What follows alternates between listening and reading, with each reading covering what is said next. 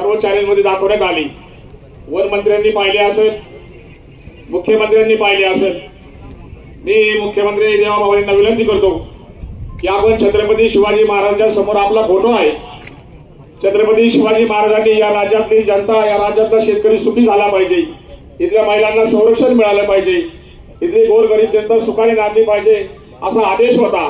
तुम्ही सुद्धा आमच्या सर्वसामान्य जनतेला असा आदेश द्या की बिबट्या दिसला की त्याला मारा मारा मारा, अशा पद्धतीचा तुम्ही आदेश द्या, कारण ते तुमच्या हातात आहे। जरी येवले भाऊंनी या ठिकाणी काय जरी सांगितलं असेल तरी मुख्यमंत्र्यांचा, वनमंत्र्यांचा या ठिकाणी आदेश हवाच असतो।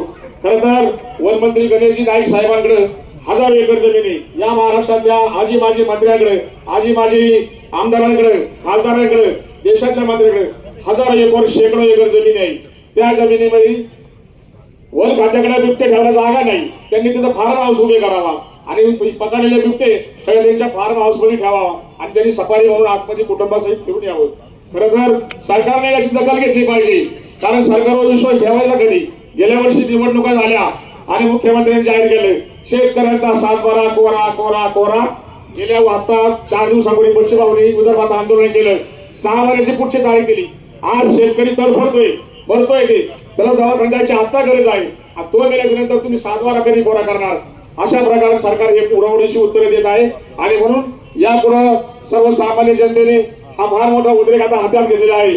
आणि परमश्री निकम साहेबांनी सांगितलं की कदाचित याच्या पुढचं आंदोलन दिशा ही जिल्हाधिकारी कार्यालय होईल। आणि मी पुन्हा एकदा अधिक न बोलता सर्वांना विनंती करतो की पुढच्या बोलण्यासाठी आपण सर्वांनी तयारीत राहावा।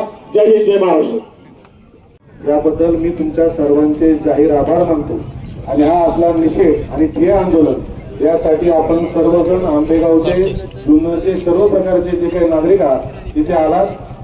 सगळ्यात महत्वाचा विषय आहे की आता बिबट्यासाठी कुठे निवारा करणार, कुठे काय करणार, या सगळ्या गोष्टी, त्याची नसबंदी कधी करणार, याला नंतर त्यांना कधी मागणी मिळणार, कधी त्यांना मान्यता मिळणार आणि ते कधी होणार हे कुणालाही माहित नाही।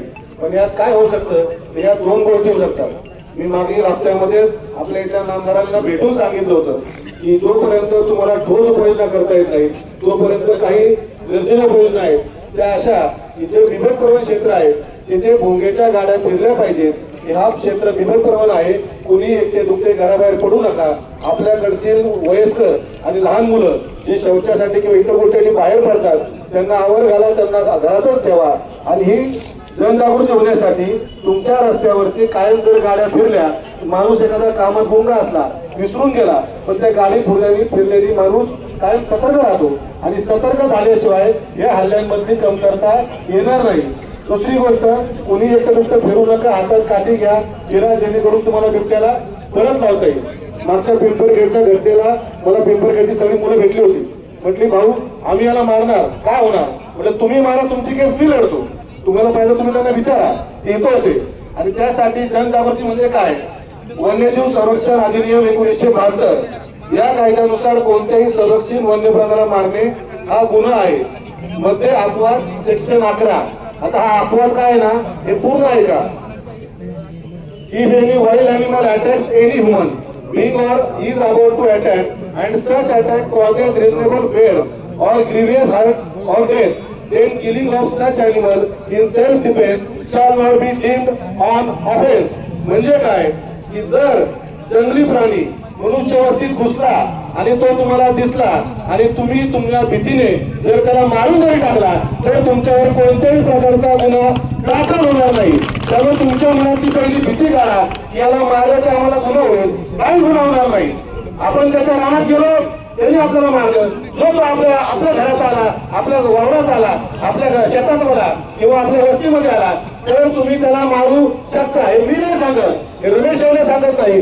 वन्यजीव कायदा 1970 त्यातलं कलम नंबर 11 सांगतं की तुम्हाला तुमचा स्वतःचा बचाव करण्याचा हा पूर्णपणे अधिकार आहे आणि हा अधिकार तुमच्यापासून कोणी मिळवू शकत नाही। आणि जर उद्या कुठलं असं झालं, हे जाहीर लोकांसमोर सांगतो, तुमचा पूर्ण केसचा सगळा खर्च हा रमेश एवढे करेल, तुम्हाला कुठल्या अडचण मिळून देणार नाही, ही मी तुमच्यासमोर हमी घेतो। अरे किती वेळा आमच्या मुलांना खायचं, किती वेळा आमच्या आईला खायचं, तर आम्ही त्याला मारू शकत नाही का? आपल्या घरामध्ये भावाने मान करला, भावाने लोक बोलता, तुमच्या वेळा देता, तुम्ही त्याला मारू शकत नाही का? हा तुमचा अधिकार आहे आणि शासनाने दिलाय, हा कोणी दुसऱ्याने दिलेला नाहीये। त्यामुळे तुम्ही भारतीय दंड संविधान IPC कलम 96 ते कलम 106 राईट टू प्रायव्हेट डिफेन्स, मनुष्याला स्वतःचा जीव वाचवण्यासाठी कोणत्याही प्रकारे प्रतिकार करण्याचा अधिकार आहे. ज्यांच्यावर बंदूक असेल बंदुकीने मारा, ज्यांच्यावर कोयता असेल कोयत्याने मारा, फक्त तो तुमच्या वस्तीत आला पाहिजे.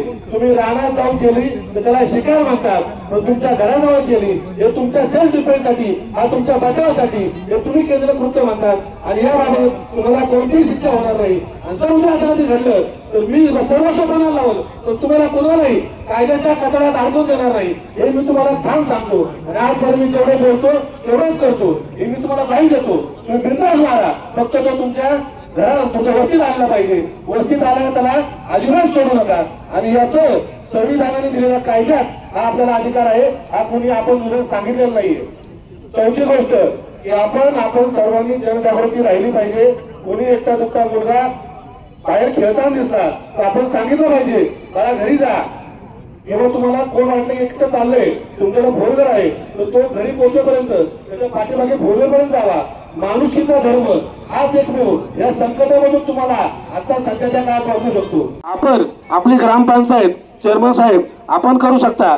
आपण अजून सुद्धा आपण कारखान्यावर आहात.